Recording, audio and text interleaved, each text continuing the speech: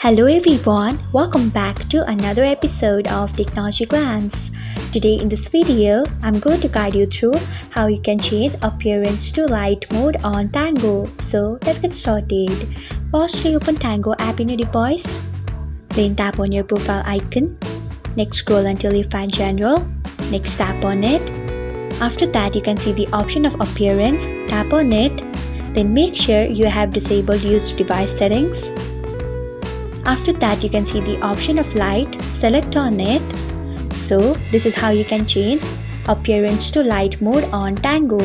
Thanks for watching. If you found this guide helpful, we would love it if you hit the thumbs up button below.